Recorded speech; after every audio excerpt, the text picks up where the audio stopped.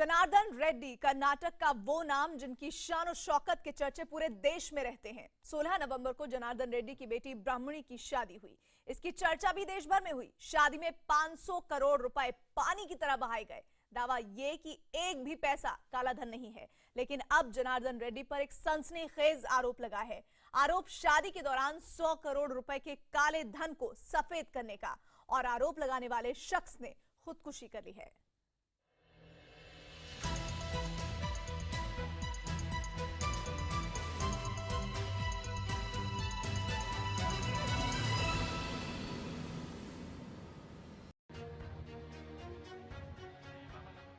यह है कर्नाटक के सबसे अमीर शख्स की बेटी की शादी, यानी खनन कारोबारी जनार्दन रेड्डी की बेटी ब्राह्मणी की शादी। इस शादी की शान और शौकत को देखकर हर कोई हैरान हो गया। पैसा पानी की तरह बहाया गया।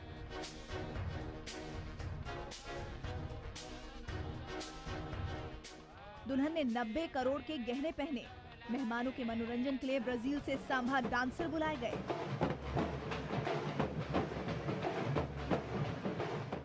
इस शाही शादी पर 500 करोड़ रुपए खर्च किए गए। नोटबंदी के दौर में ऐसी शाही शादी पर सवाल उठे तो दावा किया गया कि शादी में खर्च की गई एक पाई भी कालाधन नहीं है। लेकिन अब शादी में खर्च हुए पैसों को लेकर सामने आया है एक सनसनीखेज आरोप।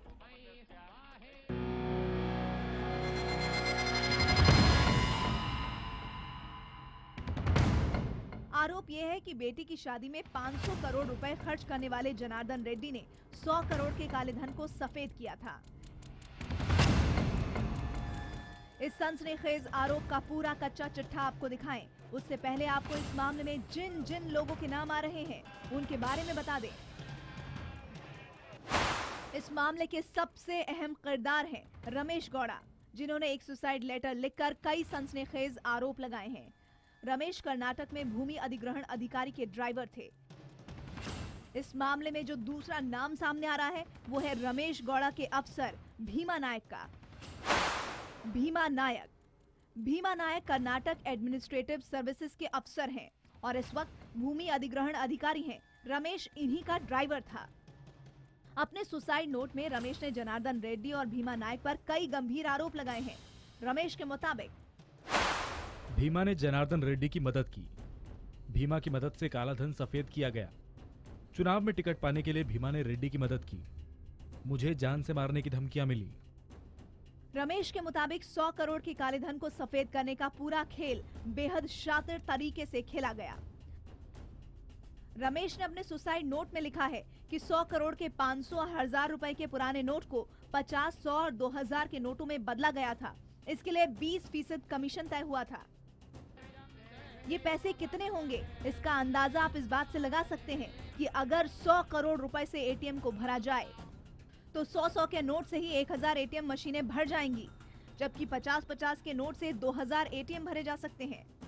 सुसाइड नोट में रमेश गौड़ा ने बीजेपी के सांसद बी श्रीरामुलु का नाम भी लिया है। श्रीरामुलु जनार्दन रेड्डी के करीबी माने जाते हैं। हालांकि इस मामले में नाम आने के बाद उन्होंने इसे राजनीतिक साजिश करार दिया।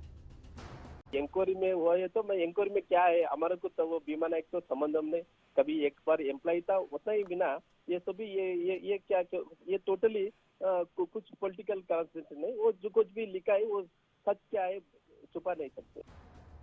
रमेश ने अपने सुसाइड नोट में भीमा नायक के एक और ड्राइवर मोहम्मद पर भी आरोप लगाया है। रमेश का आरोप है कि मोहम्मद ने उसे भीमा के इशारे पर परेशान किया और जान से मारने की धमकी दी। सुसाइड नोट के आधार पर पुलिस ने भूमि अधिग्रहण अधिकारी भीमा नायक के खिलाफ मामला दर्ज कर लिया है।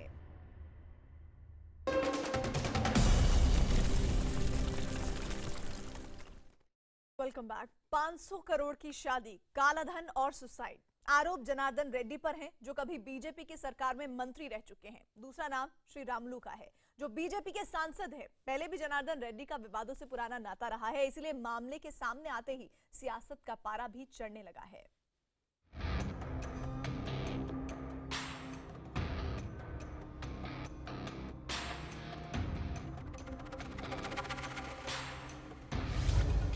जनार्दन रेड्डी का धंधा खनन का है और इससे बनाए खजाने में कितनी दौलत है, इसका सिर्फ अंदाजा ही लगाया जा सकता है। जनार्दन रेड्डी जितना कमाने के लिए मशहूर है, उससे कहीं ज्यादा अपने शाही अंदाज और शाही खर्च के लिए भी मशहूर हैं।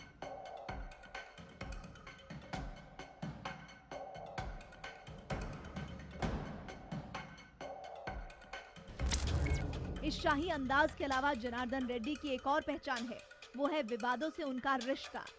जनार्दन रेड्डी पर अवैध खनन के 1 दर्जन से ज्यादा मामले चल रहे हैं। इसके अलावा उन पर जमानत के लिए जज को रिश्वत देने की साजिश रचने का भी आरोप है। जनार्दन रेड्डी कारोबारी होने के साथ साथ सियासत में भी दिलचस्पी रखते हैं। कभी बीजेपी के नेता रहे जनार्दन रेड्डी ने बाद में बीएसआर कांग्रेस पार्टी बनाई, लेकिन अतीत बीजेपी से जुड़ा रहा है। इसीलिए काला धन सफेद करने का आरोप सामने आने के बाद सियासी जंग भी छिड़ गई है। करोड़ क्या, उनके तो कई हजार करोड़ों का उन पर आरोप है और कई हजार करोड़ पकड़े भी गए थे। इसीलिए तो वो जेल में, कांग्रेस के शासन में उनको जेल में डाला गया था। उसकी पूरी इंक्वायरी करनी चाहिए। नोटबंदी को बीजेपी इस वक्त काले धन के खिलाफ चलाई गई सबसे बड़ी मुहिम बता रही है। ऐसे में जनार्दन रेड्डी पर इस तरह का आरोप उनके लिए मुश्किल का सबब है, भले ही वो बीजेपी में नहीं है। ये जो चार्ज लगा है ये सीरियस है और कानून व्यवस्था जो होती है वो राज्य सरकार के अधीन होती है, जिसमें कर्नाटक की कांग्रेस सरकार है। और हम उम्मीद करते हैं कि इस पे कर्नाटक सरकार कानून के तहत इस पे इंक्वायरी करेगी और इस पे जो भी दोषी होएगा उसके ऊपर सजा भी करेगी। जनार्दन रेड्डी पर आरोप लगाने वाले शख्स ने सुसाइड कर लिया है। आरोप भी 100 करोड़ रुपए के काले धन को सफेद करने का है। ऐसे में जनार्दन रेड्डी के करीबी भी इस मामले पर कुछ भी कहने से कतरा रहे हैं। Anything, Baba, just if anything such things happen, let the inquiry be conducted, truth will come out. 100 crore रुपए इतनी बड़ी रकम है जो कि भारत सरकार की कई स्कीम के बजट के बराबर है। अलग अलग क्षेत्रों में चलाई जा रही करीब 30 स्कीम्स ऐसी हैं जिनका बजट 100 करोड़ के आसपास ही है। इतनी बड़ी रकम के काले धन को सफेद करने और मामले में एक सुसाइड हो जाने से राज्य सरकार भी परेशान है, इसीलिए वो भी फूंक फूंक कर कदम रख रही है। All these things, unless we verify, unless the information is definite, and we will not come to some conclusions. So let us know the information properly, and let the authorities inform us. Then we will definitely react to that and see what best we can do or take action, whatever is necessary. अवैध खनन और कई गंभीर मामलों में आरोपी जनार्दन रेड्डी पर अब काला धन सफेद करने का आरोप लगा है। इस आरोप की सच्चाई सामने आने में वक्त भी लगेगा, लेकिन एक तरफ जनता पाई पाई के लिए तरस रही है। इसके बावजूद वो नोटबंदी को लेकर सरकार के फैसले के साथ खड़ी है, इसी उम्मीद के साथ कि काले धन पर लगाम लगेगी। लेकिन नेताओं के इस तरह के काले धन को सफेद करने के आरोप भी उनके हौसलों को कमजोर जरूर करते हैं।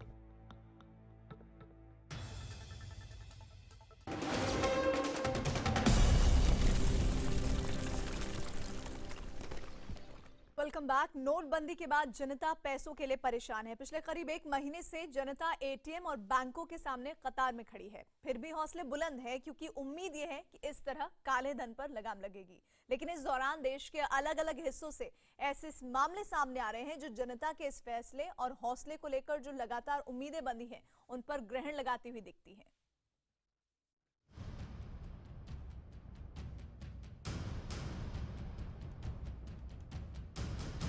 मोदी जी ने जो ये कदम उठाया, 1000 और 500 के नोट बंद किए हैं, वो सराहनीय काम है। जो भी फैसला है हम लोग के भलाई के लिए किया है। जो मोदी ने ये किया है इसके साथ में पेन तो होगा, थोड़ा टाइम तो लगेगा ही ना। ताजमहल एक दिन में थोड़ा ना बन गया था।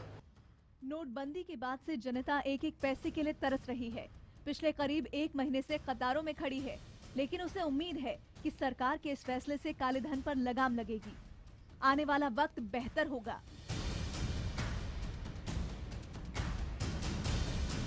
लेकिन इस दौरान ऐसी घटनाएं भी सामने आ रही हैं जो जनता की उम्मीदों को झटका देती हैं।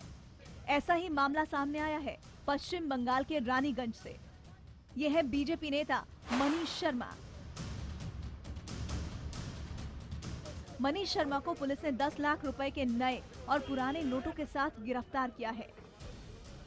पुलिस ने मनीष के साथ 6 और लोगों को शिकंजे में लिया, जिन पर कोयला माफिया होने का आरोप है। इनके पास से पुलिस ने गैर कानूनी हथियार भी बरामद किए हैं।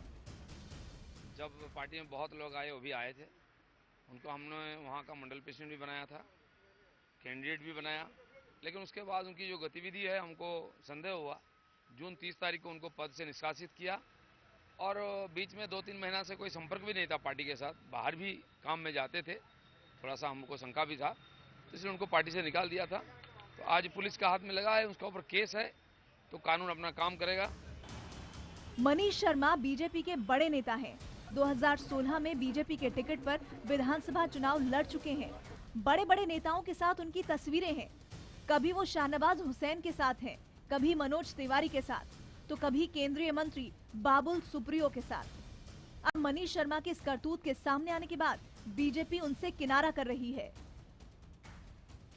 जून में बहुत तरह तरह की खबर उसके बारे में आ रही थी, कुछ गलत काम उसने किया है जो पार्टी के हित में नहीं थी, उसकी वजह से जून में उसको हटा भी दिया गया। पश्चिम बंगाल की तरह गुजरात में पुलिस ने 10 लाख के नए नोट के साथ एक शख्स को गिरफ्तार किया है। गिरफ्तार किए गए शख्स का नाम दिलीप रतन सिंह है। इसके पास 2000 के 468 नोट बरामद किए गए हैं। एक तरफ जहां आम इंसान एक एक नोट के लिए तरस रहा है, वहीं इस शख्स के पास 468 नोट कहां से आए, पुलिस इस बात की जांच में लगी है। इन तस्वीरों को देखिए, इन्हें देखकर कोई भी हैरान हो जाएगा। जिस 2000 के एक नए नोट के लिए हर कोई तरस रहा है, वहीं गोवा में जकीरा पकड़ा गया है। इसकी कीमत है 1 करोड़ 5 लाख रुपए। इन पैसों को एक स्कूटी से ले जाया जा रहा था। पुलिस ने इस सिलसिले में 4 लोगों को गिरफ्तार किया है। अब इस बात की जांच हो रही है कि आखिर ये पैसा कहां से आया है।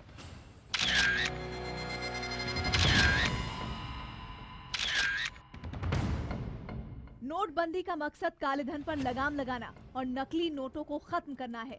इसी वजह से 2000 के नए नोट जारी किए गए। पैसा निकालने के लिए कई नियम बनाए गए। जनता परेशानी के बावजूद सरकार के साथ खड़ी है, लेकिन इन सब के बीच नए नोटों की खेप के पकड़े जाने से कतार में लगने वाली जनता खुद को ठगा हुआ महसूस करने लगती है। और इसी रिपोर्ट के साथ कच्चा चिट्ठा के आज के सफर में बस इतना ही।